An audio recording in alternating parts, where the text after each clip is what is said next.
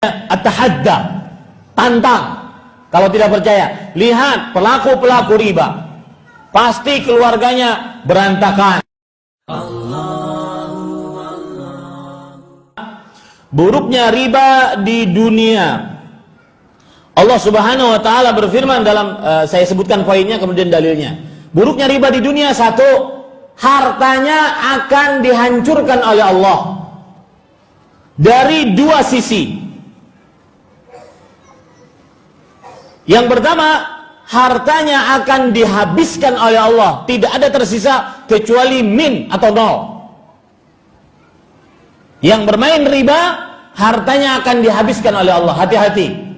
Ustaz, saya main riba Ustaz, tapi harta saya tambah hari tambah banyak. Hati-hati. Yang menjadi ukuran bukan di awal, tapi yang menjadi ukuran di akhirnya. Jangan-jangan setelah Anda mengucapkan itu, setahun kemudian, sebulan, atau sepekan, atau besok, jadi habis. Hati-hati. Yang disebut dengan istidraj.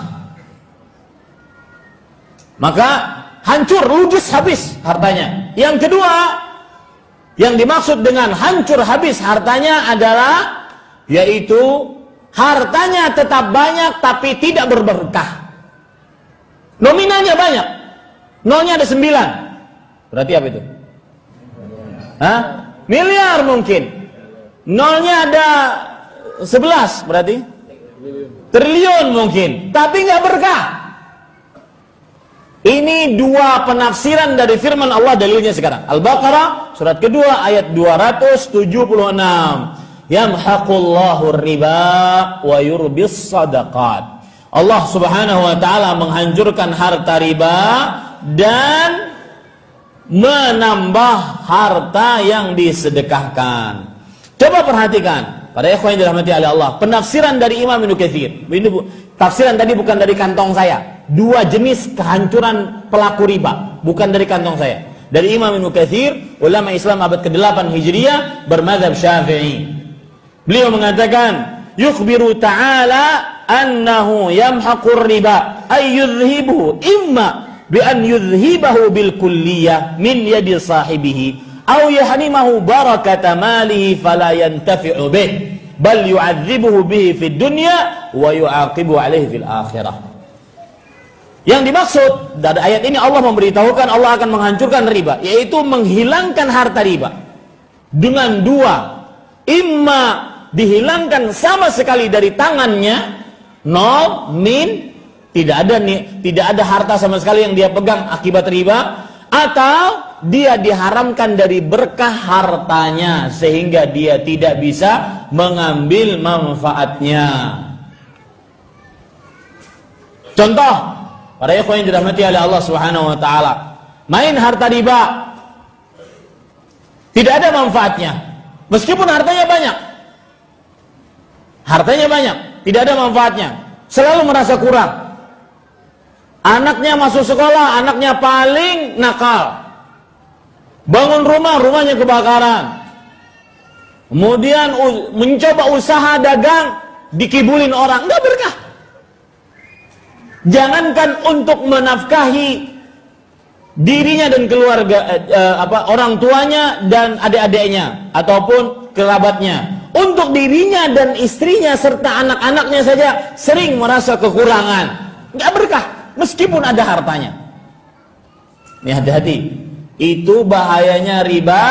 Yang pertama di dunia, kemudian bahayanya riba yang kedua di dunia, pada ikhwan yang dirahmati oleh Allah Subhanahu wa taala, yaitu Allah Subhanahu wa taala mengumumkan orang yang bermain riba, diumumkan oleh Allah berperang dengannya. Diumumkan oleh Allah Subhanahu wa taala berperang dengannya, sebagaimana dalam ayat Al-Baqarah 278 sampai 279. Ya ayyuhalladzina amanu taqullaha wa dharu ma baqiya minar riba in kuntum mu'minin fa in lam taf'alu fa'dhanu biharbin minallahi wa rasulih. Artinya, wahai orang beriman, takutlah kepada Allah, tinggalkan riba, tinggalkan apa yang tersisa dari riba jika kalian benar-benar beriman. Jika kalian tidak mengerjakannya, yaitu meninggalkan riba, maka Allah mengumumkan dan Rasulnya mengumumkan peperangan dengan kalian. Ikhwah, apa nasib orang yang berperang dengan Allah? Bisa menang atau tidak? Tidak akan pernah bisa menang. Dan apa nasib secara spesifik orang yang tidak pernah, yang berperang dengan Allah, yang tidak pernah menang, yang pasti kalah? Maka jawabannya ada pada hadis riwayat Bukhari. Ya. Pemahaman balik dari hadis ini, itulah nasib pelaku riba yang diperangi oleh Allah. Man 'ada li waliyan faqad adzantuhu bil harb.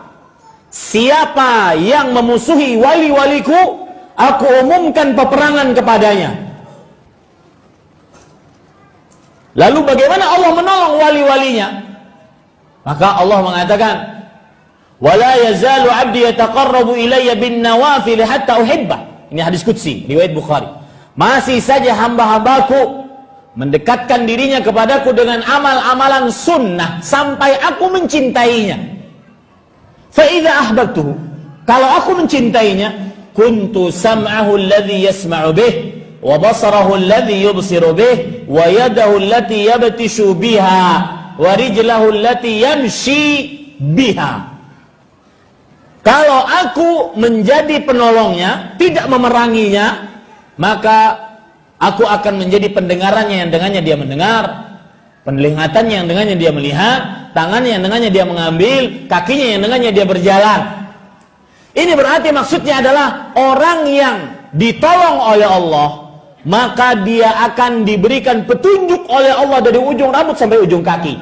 Pemahaman baliknya, yang diperangi oleh Allah, termasuk di dalamnya pelaku riba, tidak diberi apa? Petunjuk dari ujung rambut sampai ujung kaki. Pasti melihat yang haram, pasti mendengar yang haram, pasti melakukan pekerjaan dengan pekerjaan yang haram, pasti diberikan kesempatan berjalan ke tempat yang haram. Bahaya di dunia pelaku riba. Kalau kita memahami pemahaman secara terbalik hadis tersebut, yang lebih luar biasa lagi, lanjutan dari hadisnya, wala in ista'adzani la u'idzannahu wala in sa'alani la u'tiyannahu. Jika ia minta perlindungan kepadaku, wali aku tadi yang minta perlindungan, yang aku tolong, yang aku bantu, yang aku kuatkan, minta perlindungan kepadaku, maka aku akan lindungi dia, pasti. Jika minta sesuatu kepadaku, aku akan kabulkan permintaannya, pasti. Pemahaman baliknya, apa tadi?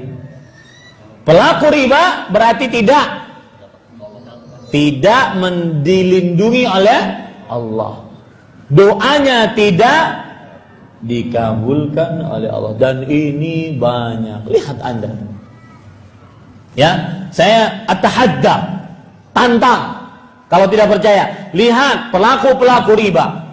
Pasti keluarganya berantakan. Pasti keluarganya hancur lebur. Usahanya tidak jalan. Anaknya semeraut kehidupannya.